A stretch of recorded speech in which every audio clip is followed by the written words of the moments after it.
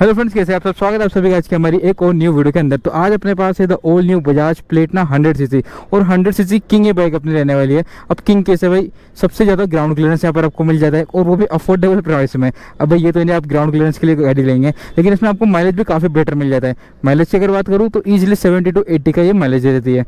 बाकी आज अपन करने वाले इस बाइक का राइड रिव्यू, तो चलते हैं फटाफट से और इसको चला के देखते हैं कि कैसा कुछ यहाँ पर आपको राइड फील मिलने वाला है।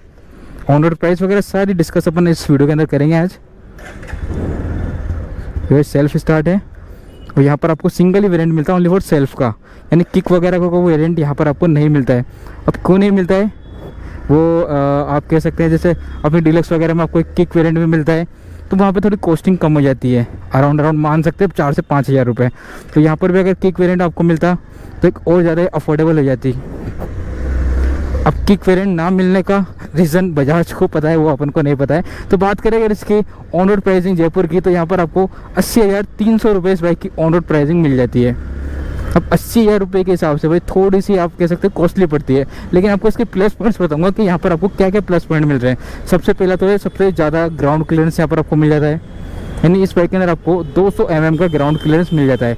अब ग्राउंड क्लियरेंस से क्या फ़ायदा होता है कि आप इस बाइक को ईजिली खड्डे वगैरह में या फिर गांव वगैरह में ग्रामीण एरियाज में भी जो है आप आराम से चला सकते हैं।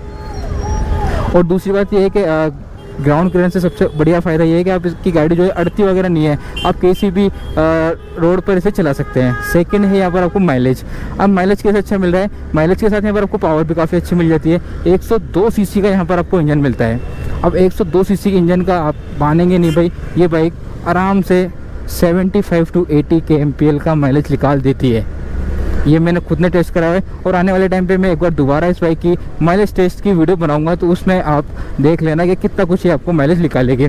और जगह जगह पर ये आपको मिल जाती है। अगर आप एक ऐसी बाइक चाहते हैं जो आप ओला उबर वगैरह में भी चलाना चाहते हैं, तो उस हिसाब से भी काफ़ी ज़्यादा ये बेस्ट आपकी बाइक रहने वाली है, क्योंकि ओला उबर में मेन चीज़ होती है माइलेज। अब तीसरा रीज़न है जो मेरे हिसाब से काफ़ी मेरे को अच्छा लगता है, हो सकता है आपके हिसाब से ना हो, तो वो ये है कि भाई इस बाइक के अंदर आपको कार्बोरेटर वाला इंजन मिलता है, ना कि FI वाला। तो यहाँ पर आपको इलेक्ट्रिक कार्बोरेटर इंजन मिलता है, जिसमें आपका ये कि भाई आपको 1.5 से 2 लीटर पेट्रोल रखने की आवश्यकता नहीं है। ओनली फॉर अगर आप इस बाइक के अंदर 100 ml पेट्रोल में भी चलाओगे तो भी इस बाइक का कुछ नहीं बिगड़ेगा। यानी यहाँ पर आपको एक फ्यूल टी तरह की जो पहले आती थी अपनी नॉर्मल, वही वाला सिस्टम यहाँ पर आपको अभी भी इस बाइक में देखने के लिए मिल जाता है। नेक्स्ट जोन कैसे बेहतर है इस बाइक का, कैसे आपको कंफर्ट ही निकाल के देती है, तो कंफर्ट जोन में सबसे पहला जो आता है वो आता है आपका सिटिंग पोजीशन। तो इस बाइक की सिटिंग पोजीशन बिल्कुल अप है, यानी काफ़ी शानदार सिटिंग पोजीशन है। दूसरी बात है सीट पे आपको कंफर्ट की बेजिंग मिल जाती है, यानी आपको काफ़ी अच्छा कंफर्ट वगैरह भी देखने के लिए मिल जाता है। सीट के ऊपर काफ़ी कंफर्टेबल है, मैं जैसा कि अभी फील कर पा रहा हूँ।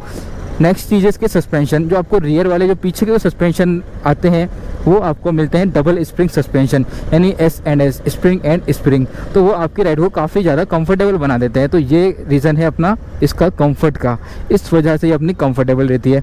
अब इसकी ओवरऑल लुकिंग और डिज़ाइन वगैरह भी काफ़ी अच्छी लगती है कंपेयर टू अदर बाइक। जैसे अभी होंडा ने शाइन 100 सीसी निकाली है, तो उसकी कंपेरिजन में ये बाइक मेरे को काफ़ी अच्छी लगती है देखने में। और इस बाइक का थोड़ा ग्राउंड क्लियरेंस अच्छा है, थोड़ी उठान अच्छी है इस बाइक की, देखने में थोड़ी अच्छी लगती है। इंजन थोड़ा हेवी है यहाँ पर आपको। तो ये इन सारे रीजंस की वजह से ये बाइक काफ़ी ज़्यादा अफोर्डेबल प्राइस में और काफ़ी अच्छे फीचर्स वगैरह भी आपको निकाल कर दे देती है। अब अगर आप इस बाइक के कंपटीशन में देखेंगे तो यहाँ पर आपको डीलक्स मिल जाती है, हीरो की स्प्लेंडर मिल जाती है। होंडा में जाएंगे तो शाइन 100 है आपके पास कंपटीशन में, CD 110 आती है, वो भी इसके कंपटीशन में ही आती है। इन तरह की बाइक है। और TVS में आप जाएंगे तो आपकी राइडर तो आपको थोड़ा हेवी पड़ेगा, लेकिन TVS स्पोर्ट आप कह सकते हैं कि वो एक तगड़ा कंपटीशन इस बाइक को देती है। तो उन कंपटीशन के हिसाब से उन बाइकों के बिहाफ पे इस बाइक के अंदर आपको काफ़ी अच्छा माइलेज, काफ़ी गुड लुक्स, काफ़ी ईजीली लो मेंटेनेंस यहाँ पर आपको इंजन मिलता है। 5 ईयर एंड 75,000 किलोमीटर्स की आपको इंजन वारंटी इस बाइक में आपको मिल जाती है। इन वजहों से ये बाइक काफ़ी बेस्ट रहने वाली है।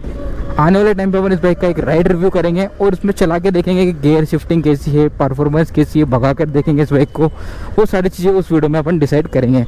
वीडियो कैसे लगे कमेंट्स में जरूर बताना। अगर आप भी एक अफोर्डेबल प्राइस में काफ़ी बढ़िया बाइक लेना चाहते हैं तो आप प्लेटिना 100 की तरफ आ सकते हैं।